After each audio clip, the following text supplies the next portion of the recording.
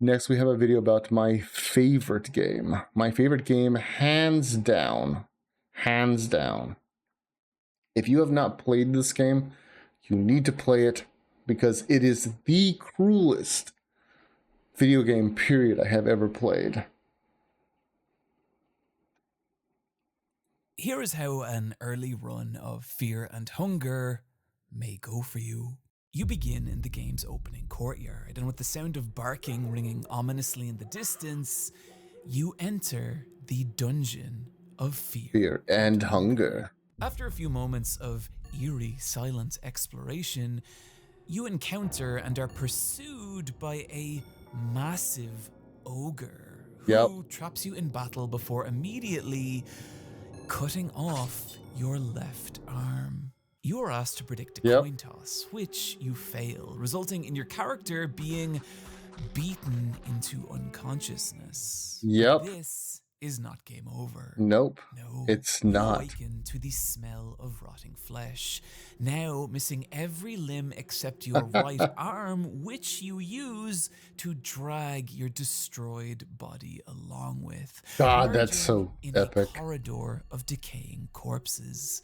You scramble in the darkness for something, anything, and unfortunately for you, you find it. You have a bad feeling about this. Oh, I love that song. You encounter a grotesque floating head. He laughs at you, he mocks you, he begins chanting, and suddenly, he is no longer what concerns you. Because out of the darkness behind him, something is approaching. Some gigantic being is drawing closer and closer. Bro's head game is too strong. You attack. It does nothing. You beg. It does nothing. Finally, the creature looms over you.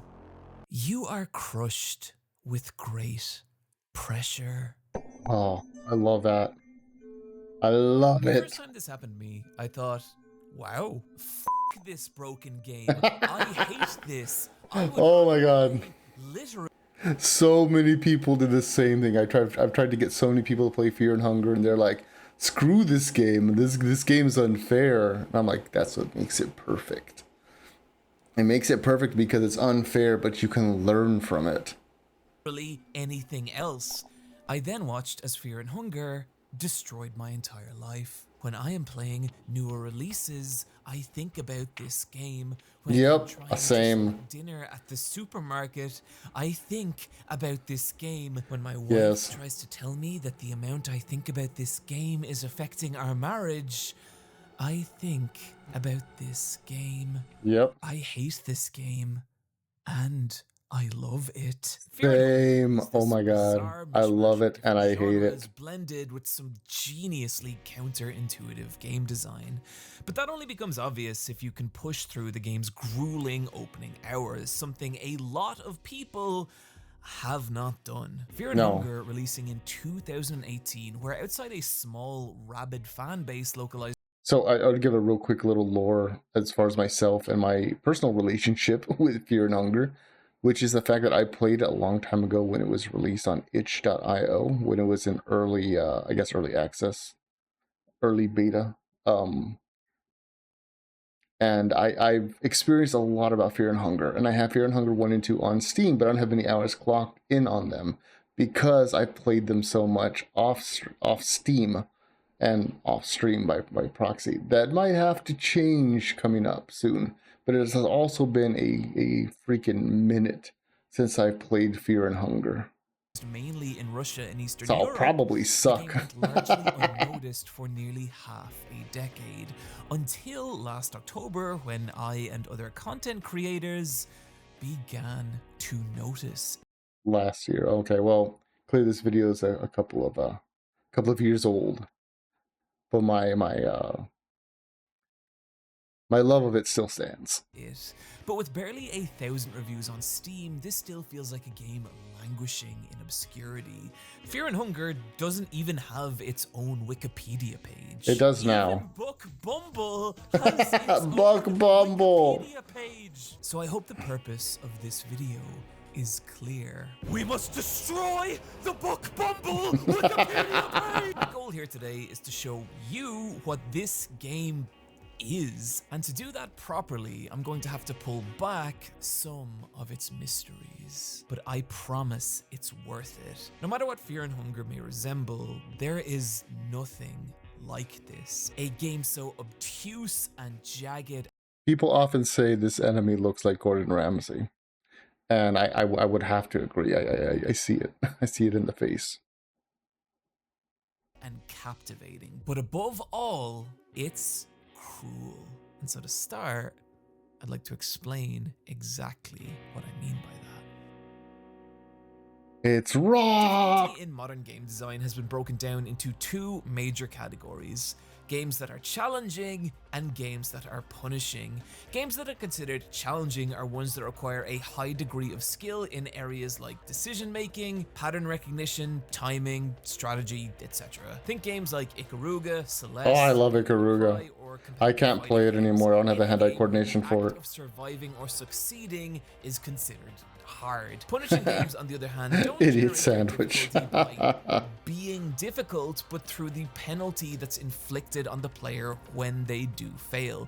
So take a game like Hades. If Hades let you indefinitely retry from where you died, I'd argue most people would beat it in an hour or two and probably think about it again. But by punishing death through forcing the player to start from the beginning. Hades was another good one. I don't know how many people played Hades, but the art style alone got me interested in it. This is how the game generates its difficulty, as well as letting it build its story and gameplay around that idea. Challenge is about your ability to overcome an obstacle. Punishment is the penalty for when you fail.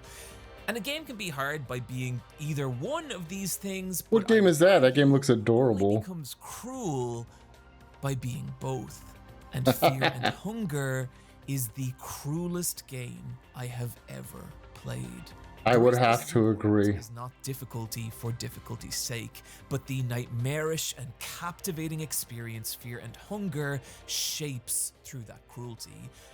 A cruelty you can feel as soon as the game begins. You can feel it in the title screen. I'm gonna be honest. Because I have validation issues and validation issues through unreasonable means, I play the game on the harder terror and starvation. Oh, that's a terrible if you want one. The experience I'm about to spend the rest of this video describing, I advise you do the same. Okay, so terror and starvation like ups the difficulty like insanely like high. The art is kind of, I love the art. That's actually what first attracted me to A Fear and Hunger in the first place. Because Miro Havanov, who is the creator of Fear and Hunger, he did everything himself. Your only guidance being that there is So he learned how to draw specifically for this game, and of course his artwork is inspired by Yoshitaka Amano, who did a lot of the artwork for Final Fantasy games. But it's also like you can tell, like, you know, for example, like this character Darce, her limbs are a little bit too long for her body. You know, Ragnarvalder, who's like the barbarian, he's a little bit too muscular in regards to like his chest and his arms and so forth. Anyways, the point is he learned to draw all himself, and he learned to do the music as well as code everything. And yes, it's an RPG Maker game, but anyone who's tried to make an RPG Maker game from scratch with no direction, it's terrible. Infamous Fun, but terrible. Who disappeared into the dungeon of Fear and Hunger. Your goal being to locate Lagarde and escape the dungeon. Something you can actually do in under an hour. Yeah, you can. In theory. You can technically beat the game in under an hour. Courtyard. No tutorial, no direction, just you and the dungeon's gaping abyss. What could possibly go wrong? You are immediately mauled to death by a pack of ravenous dogs. Yep. If you don't move off that first screen, the dogs will chase you down. That is the sound that will greet you every time you die and are booted back to the game's opening menu. It is the sound of a failed run, of lost progress, and of having to start again. You can save in the game, but oh no. Unless you're Oh playing as no. anyone except Knight, who is objectively the best character in the game, the dogs are a nightmare that will shred your health in a couple of attacks and inflict multiple status effects, even initiating their own coin flip attack, which if you lose... Yep. They just like rip you apart. Yep.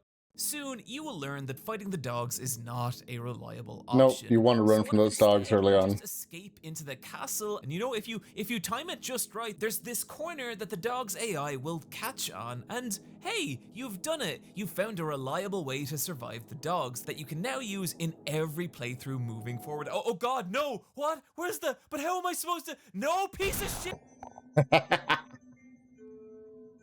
Yeah, see, while the structure of Fear and Hunger's larger map stays the same, the subsections of that map the switch dungeon between moves, different yeah. crafted layouts, meaning even the shit you can rely on, you cannot rely on. The dogs feel so random and unfair and cruel, and I really couldn't blame someone for walking away at this point. But Yep. remember when I said there was no tutorial in Fear and Hunger? There actually is. And it's already started. It's the dogs.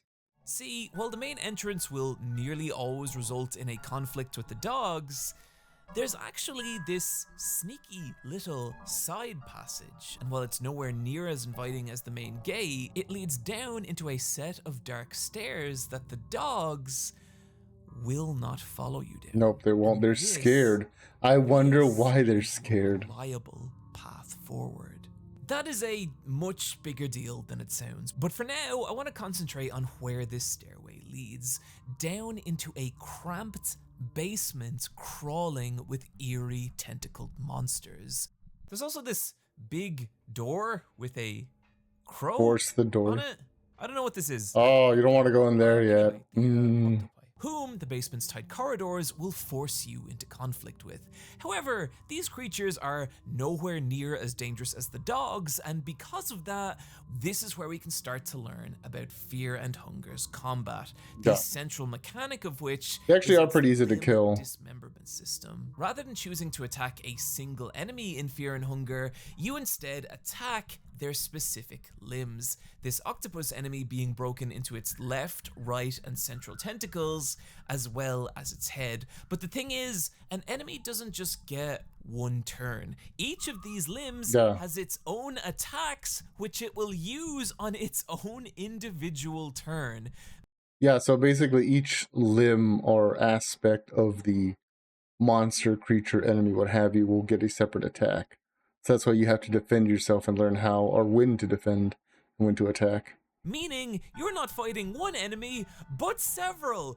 This applies to every enemy in the game. Your options being to attack each of the octopus's limbs one by one, or go straight for the head and knock that fucker out. This is the correct option, unless you're playing as the Dark Priest, whose weak little arms can't... Poor Anki. Kill shot. Upon defeating your first tentacled monster, you will gain something that will change your entire perspective of Fear and Hunger. Nothing! No items, no experience, no level up. Unlike practically every other game with RPG elements, you cannot grind past. I keep seeing Xenogears pop up in all these games to make me want to play Xenogears now. And worse, the very next enemy you encounter will body you even harder than the dogs. Oh yeah, the flaming maiden, I think. It's easy to feel like you're not making any progress, that this game doesn't make sense. But the thing is, you are, and it does. While you may not have gained any stat increases or material advantage... Oh yeah, in Fear and Hunger, there's no levels, so you gain nothing actually from fighting enemies. You gain no bonuses, no advantages, no nothing. Okay, you might get an item from a rare drop, like if it's a, for example, like the salmon skinned dragon that's in the water area, you might get the salmon skinned soul. I think it's the angel soul. I forget the name of it. It's been a minute. Anyways, if you might get that. That's really useful. But generally, like fighting like the random enemies that are just like out in the courtyard, out in the areas, it's more beneficial to run from them than engage. The trade-off, much like in early Resident Evil games, is if you do kill all the enemies in the area, they generally do stay dead. So if you are really like spec'd out, like with extra healing items, it can be worth it. But it also depends on the area, because for example, like the mines, some of the enemies respawn in the mine, so it's not worth engaging with them Actually, unless you have to. 1. There are enemies that you will not be able to overcome. 2. The most obvious path isn't always the way forward. 3. Headshots are the only reliable way to take down enemies. And 4. There is no inherent advantage in winning most battles. I think I just said that. It might not sound like a lot, but these 4 lessons are how the game tutorializes you. They are the building blocks that will prepare you for the entire rest of the game. And now that you have them, you're ready to take on the game's first real challenge.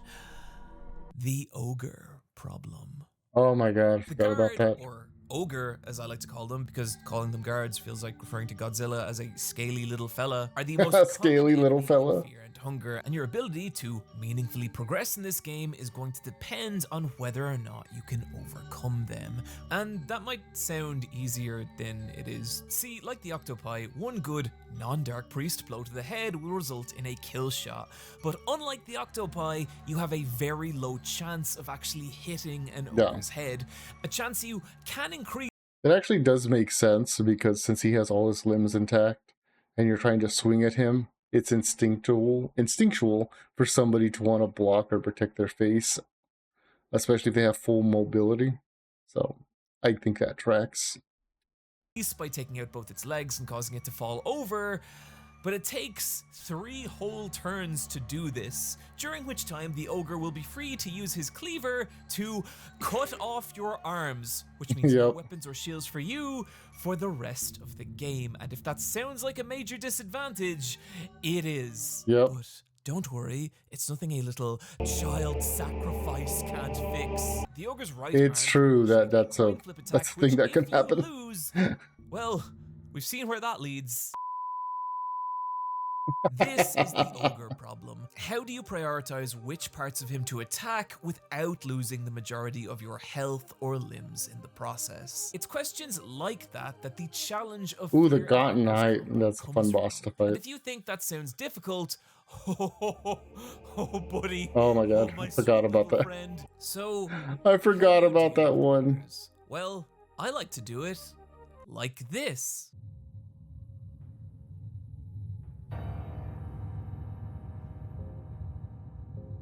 Do you have a trap? Yeah, he has a bear trap.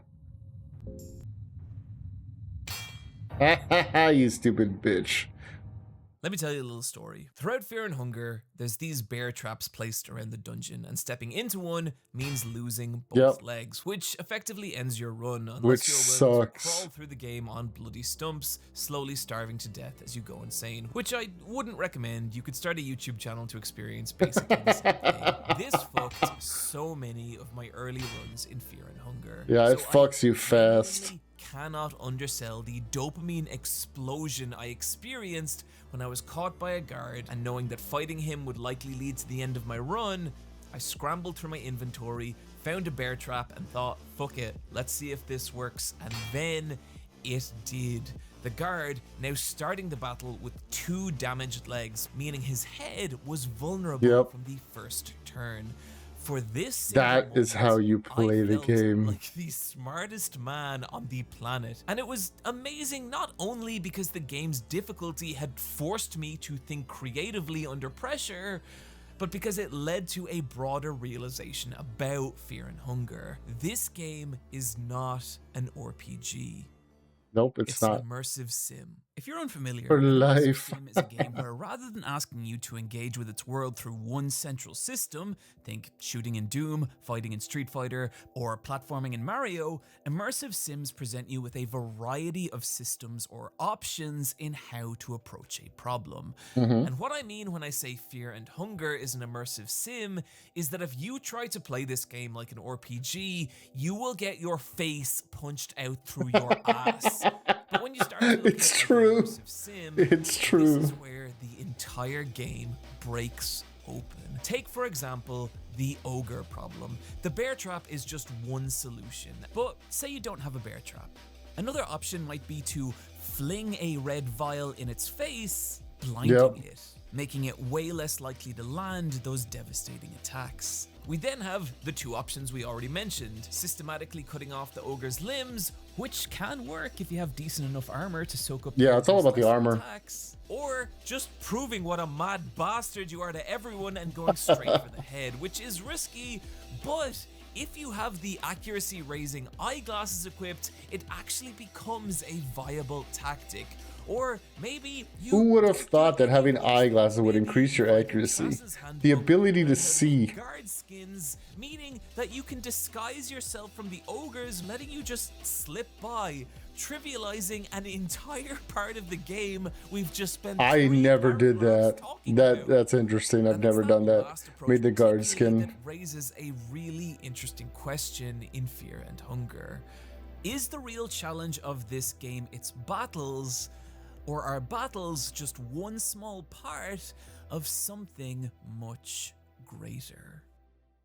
Because of how we're conditioned to interact with Final Fantasy VIII. I hate Final Fantasy VIII. we're assuming that battles are the most important part of it. Maybe one day I'll play it on stream, like as a talked about, you'll start to understand that the way subathon more thing or important than something. battles is your Maybe. knowledge and creativity in how to navigate this world.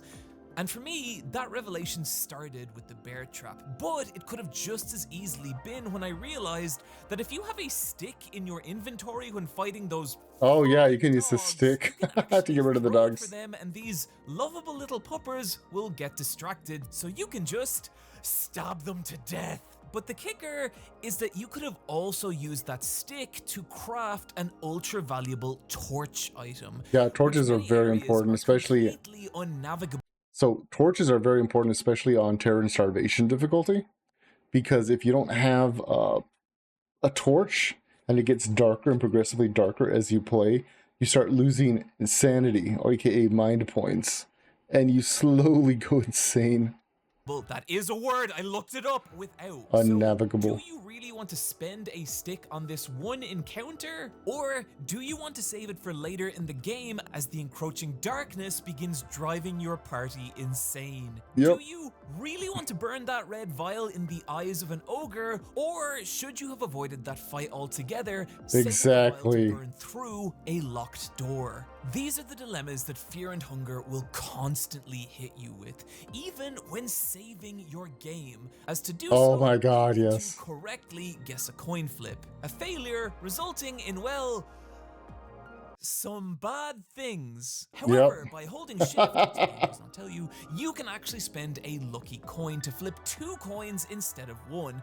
But do you want to waste that coin on a game save, or hold on to it to use in a treasure chest for better loot, or to up I don't know if you all caught that, but you actually have to chance to save your game.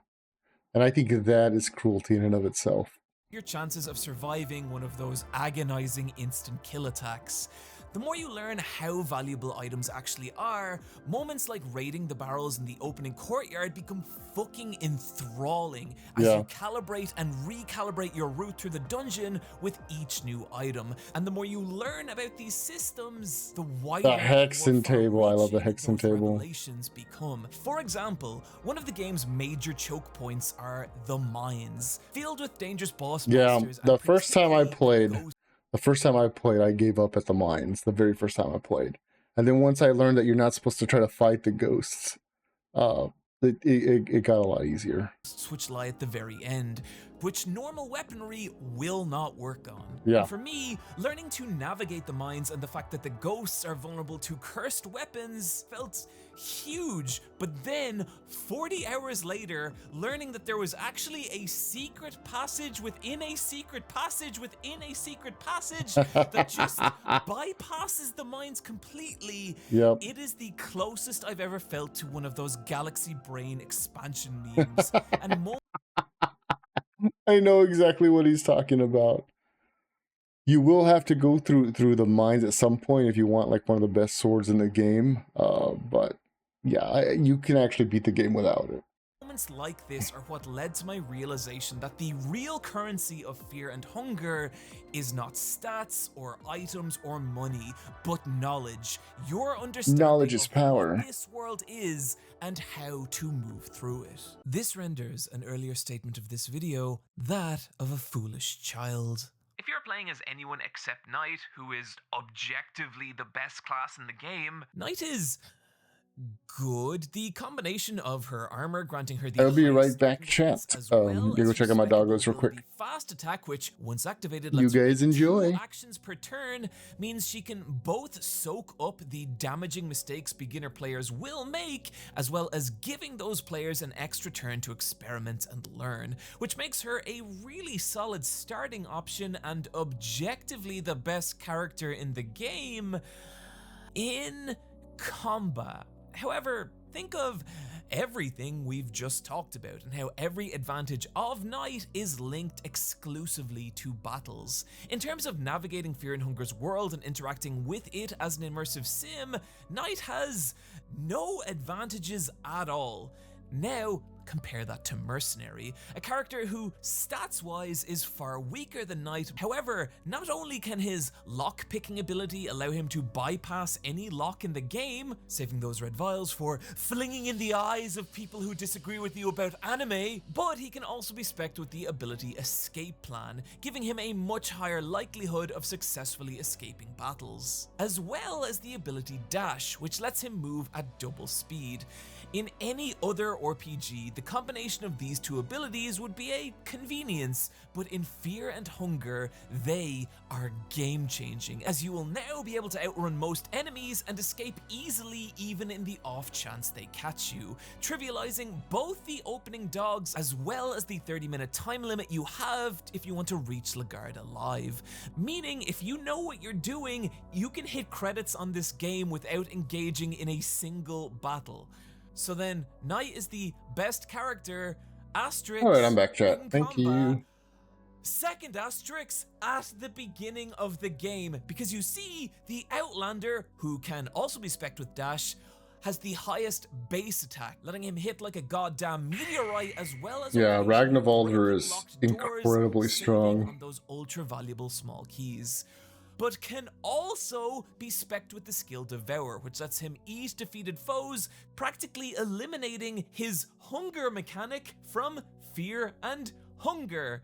And while his starting defense is low, he can be equipping him kind of with the cannibalistic. superior armor you're likely to find over the course of the game will eventually make him just as durable as Knight, as well as a late game item that will let him move The towards White Angel Soul, that's what it's called. Meaning, if you can struggle through a particularly brutal early game, you'll be left with a character with all the advantages of Knight, but who can move at double speed, hit harder, and with much easier hunger management. Yeah, you really don't want to That's start with crazy. Darce. Well, let's talk about the Dark Priest, who still sucks. Lowest attack. No, Enki is the best. To hold any decent weapons or armor. He can have summons. Do anything. I genuinely do not understand what kind of loser picks the Dark Priest. Like, what is?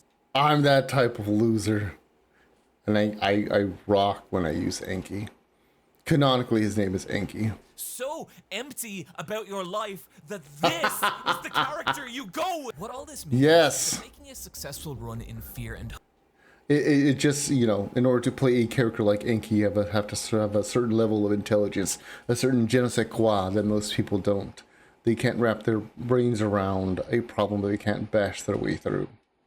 Hunger means synthesizing together your knowledge of its monsters and how to overcome them, its map and how to navigate it, the strengths and weaknesses of your character, as well as your understanding of the game's items and creativity. A sleazy man to the core.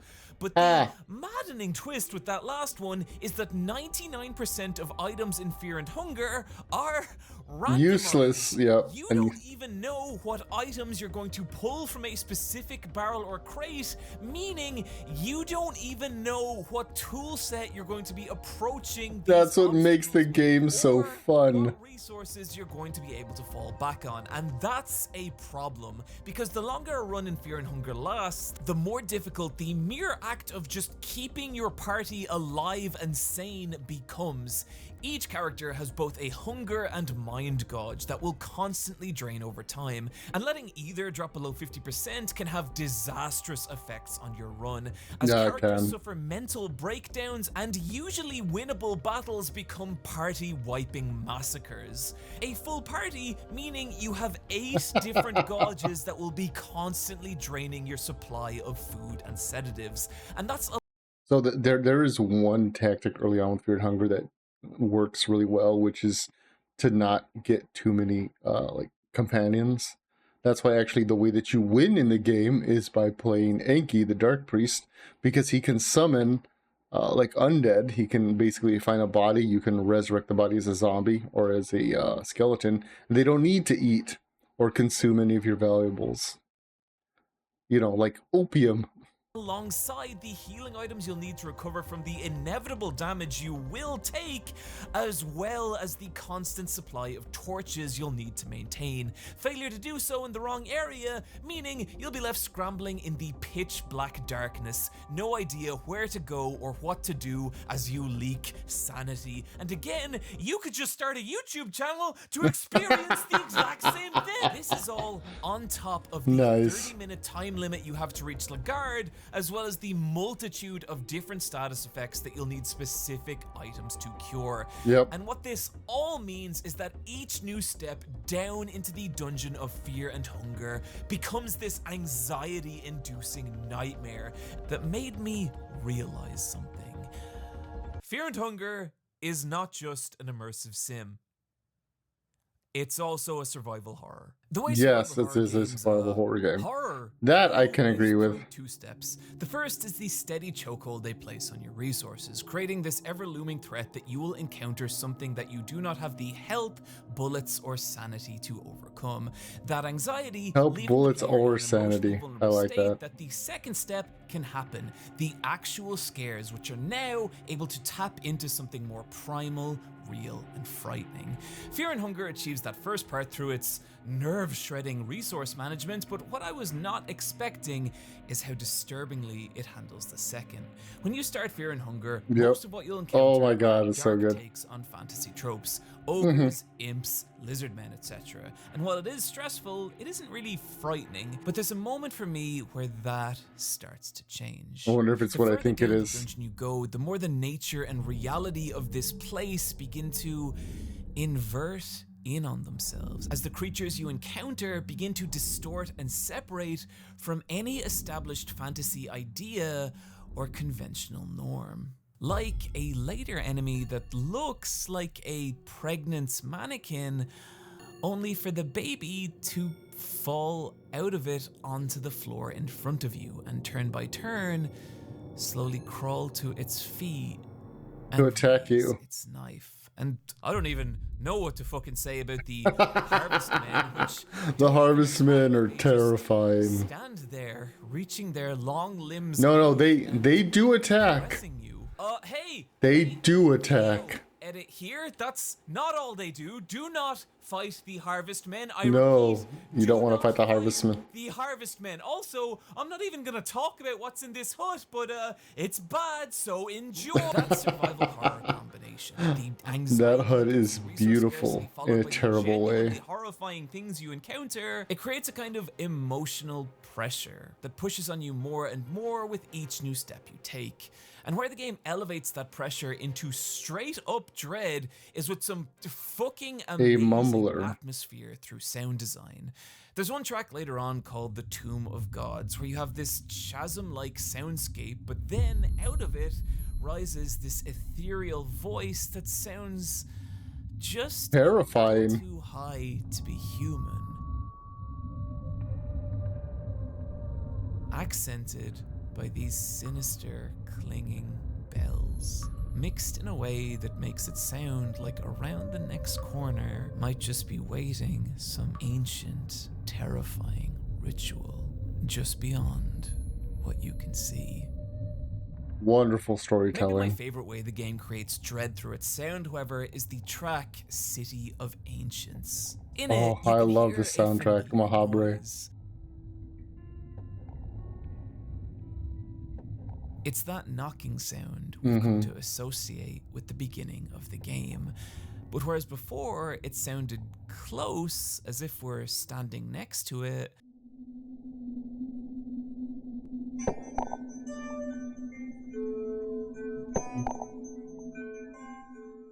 now it sounds distant. Yep, and far away.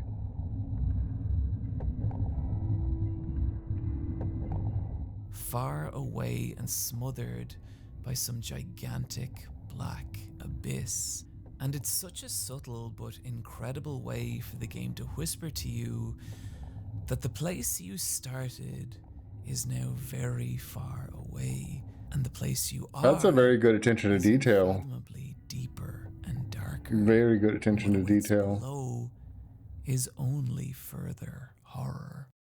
This all combines to make Fear and Hunger a goddamn Parasite Eve is another masterpiece great one of too. dread. But there is one part of this game where that dread spirals into flat out terror. It is 2 a.m.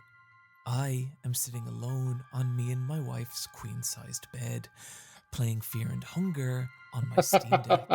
I'm exploring an area I'd been through half a dozen times, when suddenly... A terrifying presence has entered the room.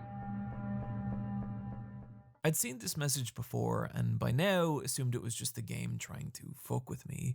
I ignore it and go about my business when...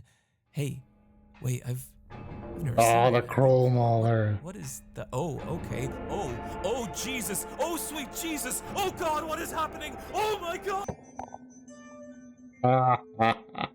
This I love the Crow Mauler. monstrosity is the Crow Mauler, a creature who takes inspiration very directly from Silent Hill 2's Pyramid Head. In fact, there's a lot of references in Fear and Hunger, which I don't really get anything out of, but depending on how much you enjoyed the Super Mario movie, you might. Pyramid Head was... How much you enjoyed the Super Mario movie? A stalker enemy, a dangerous, near indestructible creature that pursues the player through the game. And I love stalker enemies. The concept of something that barely obeys the rules of this world while hunting you through it is so captivating and terrifying. However, that terror can quickly turn to goofy irritation if a stalker isn't sufficiently challenging or punishing. This is not a concern you will have with the Crow Mauler. At any point during a battle, he can launch one of several game-derailing attacks. He can use his maul to smash the bones of your party, leaving them permanently debuffed. He can rip out their eyes, causing them to go blind. Pray this does not happen to your main character. And most frighteningly of all, Yeah, so if you go blind in the game from the Crow Mauler's attacks, or just like random attacks in the game, if you go blind, you actually go blind. Like, you can't see anything on the screen anymore. It's ridiculous. his peck attack will, without a coin toss, kill one of your party members. Encounters with the Crow Mauler are nightmares, massacres in which you and your party hobble away from, beaten, broken, and drained of resources. And while you can avoid him, he has a tendency to burst through a wall and attack you at the Yes, he worst does. possible time. And it's in those moments you can feel your meticulously planned, hard-fought run teetering on the edge of oblivion. The Crow Mauler I love works the Crow because he Mauler. is maybe the purest distillation of Fear and Hunger's cruelty. And it is that cruelty that makes this game what it is. There's even multiple points where the game will just kill you outright for selecting the wrong option, like asking you, do you want to climb down a toilet? And if you Oh do, my God. you don't even get a game over, you're just trapped there forever. The Yep. lesson being, don't do that, stupid. And in any other game, this would just feel cheap. Don't do that, But in Fear and stupid. Hunger, it's just part of the cruel core that is this game. Death is always a lesson. And when I started, this all felt so random and pointless and unfair. You died But because the of your more I infected played room. the You are game, feeling the more dizzy. I'd hit these points and find myself going back over the choices that had led me there, picking apart what I could have done different, learning from it, and then excited to reapply that knowledge in my next run. That loop is maddeningly addictive. Learning how to engage with Fear and Hunger's world in the way that it's asking you to, that is the true challenge of this game, and it is fucking enthralling. Recently, I started to learn piano, and as I've mentioned before, I used to play get up several piano. mornings a week and cycle through the freezing Dublin air where I learned to pretend murder people in jiu-jitsu. And those Pretend are to both murder people. very technical Nice. activities that you slowly get better at by making mistakes. And Fear and Hunger, it fires my brain in that same way. And combined with the game's atmosphere, its mystique, its feeling of discovering just a little piece more of this nightmare with each run, it makes for a horrifying and captivating experience that I think you should play. But unfortunately, that is a recommendation I'm going to have to temper with some criticisms. Technically, Fear and Hunger is kind of a mess. Yeah, The it can be server very used to track my glitchy. frame rate into single digits, and Yeah. 1 or 2 points where my game would consistently freeze, killing Yep. my run. If you don't understand what Fear and So it's written on the RPG engine, RPG Maker's engine. So there's a lot of inherent like bugs and glitches and memory leaks that happen with it. So it can make things very frustrating, especially if you have a really good run going on and you haven't saved because you're trying to hold on to your lucky coins, and then you go to make a save, and then all of a sudden it just like crashes externally. It's like, wow, okay, even the gods want me to suffer. Hunger is, it's easy to believe that the game is unfair and random, but these crashes show what actual random unfairness looks like, and it fucking sucks. The caveat here being I was playing mostly on Steam Deck and ran into these issues far less frequently on PC, but it's still a shame. Fear and Hunger is the kind of game that devours plane rides, and while it has the Steam Deck compatibility tick, it probably shouldn't. I can let this go because Fear and Hunger is made by mostly one person, which is a fucking achievement, but my 2 other issues are less excusable. Fortunately, during the creation of this video, someone actually released a mod that cuts out all the more sensitive content, which, oh boy, would have been handy to have a month ago. But what it Dick means is that sensor. anyone can now play it, as well as the game being fully streamable. And stream it I shall over on Yeah, originally we couldn't stream Fear and Hunger because there was like dicks and tits everywhere, and not in a sexy like pornographic way, and just well, I mean, I guess technically a pornographic way in the sense that, you know, a dick or a tit might be on screen, but it's very much, if you're a fan of like Berserk, it hits those right areas. twitch.tv/SuperEyePatchWolf this Friday at 1 PM EST. And that excites me greatly, because when Fear and Hunger spins together in just the right way, the emergent narratives it creates are the stuff of pure streaming gold. And it is one of those narratives. I recommend everybody who is a streamer to play Fear and Hunger. If not Fear and Hunger 1, then at the very least Fear and Hunger 2 Termina. I think that's more forgiving. It's more hand-holy, Fear and Hunger 2. Fear and Hunger 1 is brutality manifest. End this video on. But before I do, I just want to acknowledge that if you feel like this video has maybe pulled back a few too many of Fear and Hunger's mysteries, its sequel, Fear and Hunger Termina, actually released at the end of last year. So I love here is Termina an too. entire other bigger game I actually like Termina from a lore perspective a lot more than Part 1, and that's because I like Part 1 a lot. built with the same design ethos for you to just discover for yourself. Now, here is my journey through Fear and Hunger. Against my better judgment, and because I've never really gotten over Casca, I started with the Knight, taking advantage of her strong early game, rolling good enough items that let me save the mercenary from the prison as well as the weird dog from the cave, recruiting both and battling my way through the game's That weird dog is Moonless. And Moonless as I is the did, best something girl. started to dawn on me. I knew which fights to take, I knew which to avoid. Every death, every lesson from previous runs was now materializing in this meticulously laid out plan that was now spinning together into a combination of good fortune and execution that honestly was mildly euphoric as I started to feel like, oh my god, I'm actually doing it. I'm actually going to make it. But there was also something else, dread, knowing that one wrong decision or mistimed button press could drag it all crumbling down. My hands were beginning to cramp. I could feel the sweat on my controller as I approached the guard's cell with mere moments left on the clock. I was going to do it. The end was finally. Oh god! Oh Jesus! No! Still, I managed to rescue Lagarde. Adrenaline pounding through me as I shot back up through the dungeon's floors, trying to remember what enemies I'd left alive and where, scrambling through its corridors. So the first time I got to Lagarde, he was dead, and it was a very bad like punch in the gut. And I think actually, if you play on Terror and Starvation difficulty, Lagarde will be dead from like minute 1. There's no way to save him on Terror and Starvation, if I'm remembering correctly. That could have been changed. I don't know.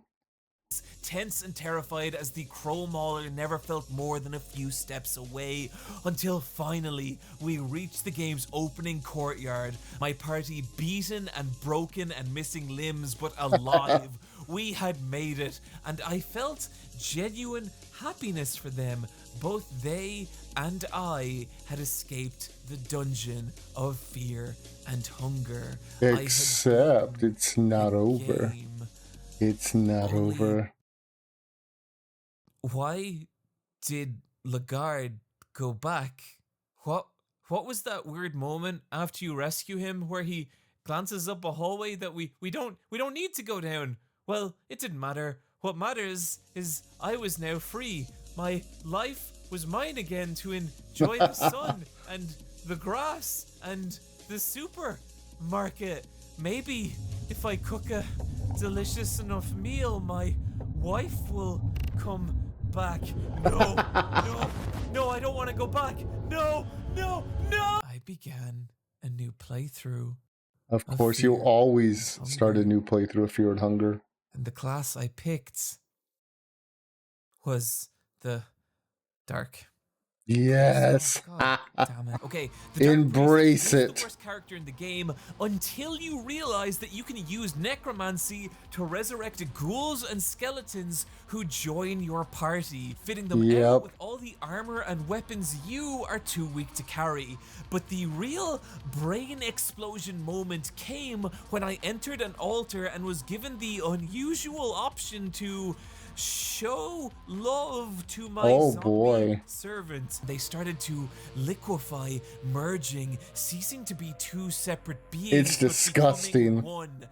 Marriage, the brand new character class who could use the spells of the necromancer, wield the armor and weapons of the knight with an even greater offense than the outlander. Also, they're completely naked. Doors in a single swing. I started to feel unstoppable, using everything I'd learned to lay waste to this dungeon. That same euphoria roaring back, but stronger now. Again, I rescued Lagarde, but this time I went north at the place he hesitated, only to be met with a giant locked door. But how do I get it? Wait a minute, I had never figured out what that strange artifact was in the weird racist village from a previous run. Weird racist village. Yes, unload your secrets upon me, game. And here I would come to learn something terrifying. This was Fear and Hunger's halfway point. Yes, it was. I watched as the game destroyed. That's what I love the most about Fear and Hunger, are these type of games in general, where you can usually take the easy ending, the easy out, and you'll get an ending. but it's not the final one. It's not the complete one. My expectations of it, because you see, somehow beneath everything else I had overcome was now a giant ancient city filled with the carcasses of gods and enemies so unfathomable and terrifying. I died over and over and over, yet I could not stop. Over and over, I hurled myself against this place, but it was never enough. My party was You don't not have strong to. enough. I became obsessed. So he showed a scene right there where he was fighting like a giant like brain guy. You don't actually have to fight him. You can talk to him. And if you answer trivia correctly, you basically do brain damage to him. That's such a great thing to discover. Crawling through my memories of this game, desperate for something, anything, and that's when I remembered that door in the basement at the beginning of the game. What had it said? What type of key did I need? Oh Jesus! Oh God, no! Not that! Anything but that! Anything but him! After many hours of experimenting, I defeated the Crow Mauler. I claimed my pride.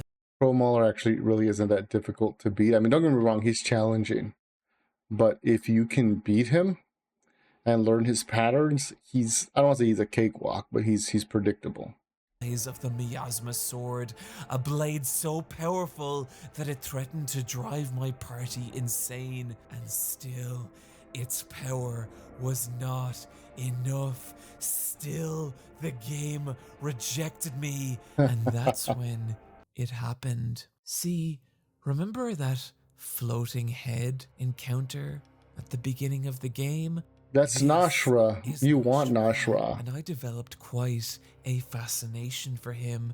Whenever I'd get the Gore Corridor cutscene, I'd return to him, trying to glean what little information I could before being crushed to death. But that's when I discovered that by carrying the Cube of the Depths as well as the Eclipse Talisman obtained by talking to the Eastern Priests, Nashra can join your party. That's right. With him, combined with the strength of the miasma sword, combined with the strength of marriage, I smashed my way through to the end game.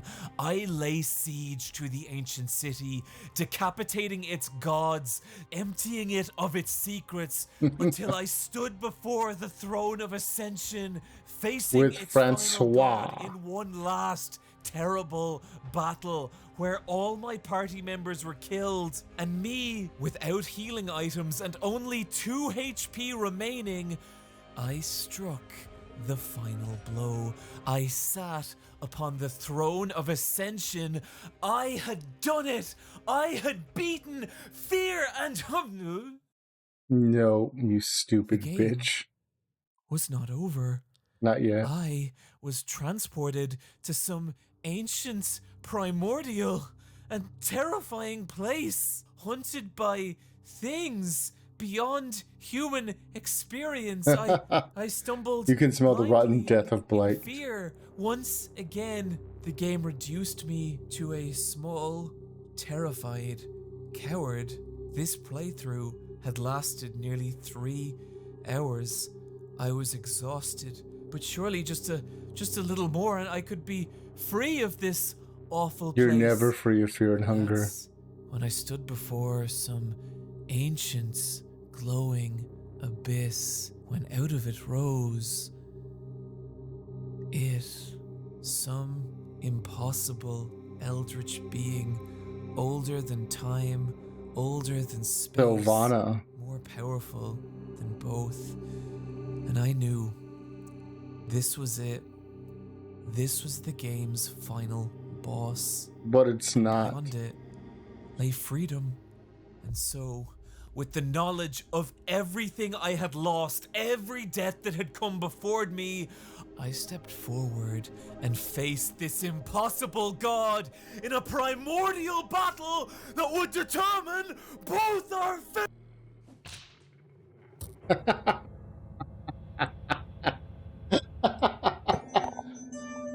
Oh my god. That was good. That was really good. So, why put yourself through this? Why put yourself through the misery and pain and agony of this game?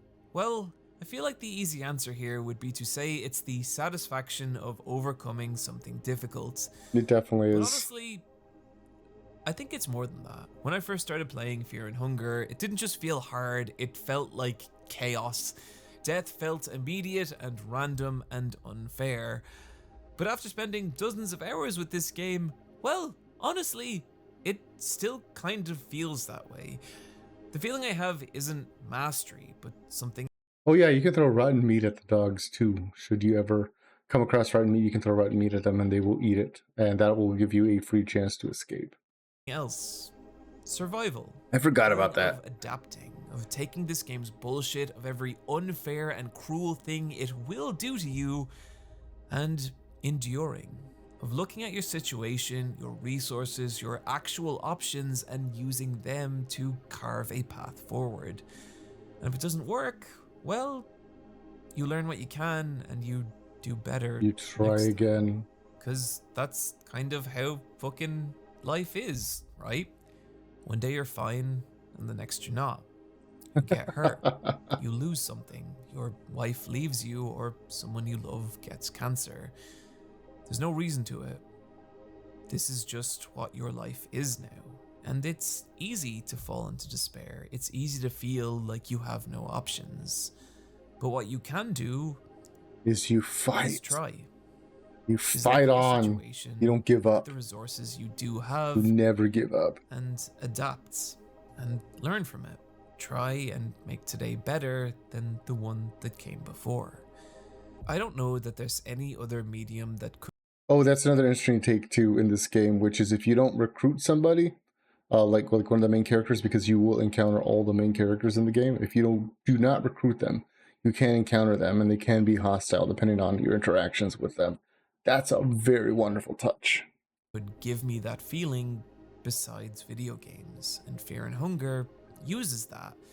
This simulated experience of suffering, of pain, of losing things and surviving. So yeah, this game is cruel. It is unfair. It will make you want to stop going. Chances are life will do those things as well, but there is always something you can learn. There's always something you can take away from those experiences and grow from it. And I think that's what's beautiful about Fear and Hunger. It's a game about moving forward in that cruelty and surviving regardless. Oh, he didn't get to the true ending though. Friends, thank you for joining me today. As ever, be sure to check out iPatchWolves.com to pick up some iPatchWolves merch, and also to subscribe to my Patreon to get 15% off. And I just want to thank my patrons. This is an older video by Super Eye Patch Wolf. Like he said, I will share the link down below. It's a very, very popular video. In case you want to go and look into it, probably get more research, more knowledge on Fear and Hunger. I might do some more stuff. I might do some lore for Fear and Hunger 2, as well as the gods and stuff like that for Fear and Hunger, the series in general. I know that Miro is working on Fear and Hunger 3, I believe right now as we speak. So that would be a fun time for sure. Although he said that Fear and Hunger 3 isn't going to be about the existing world, it's going to be different. That's probably where there might be a disconnect with a fan base. He said he wants to have it be something about vampires, which I'm pretty sure Rosa would like. But I don't know. We would have to see how that plays out. But yeah, this was the cruelest video game by Super Eye Patch Wolf. And yeah, definitely go give it a like I said.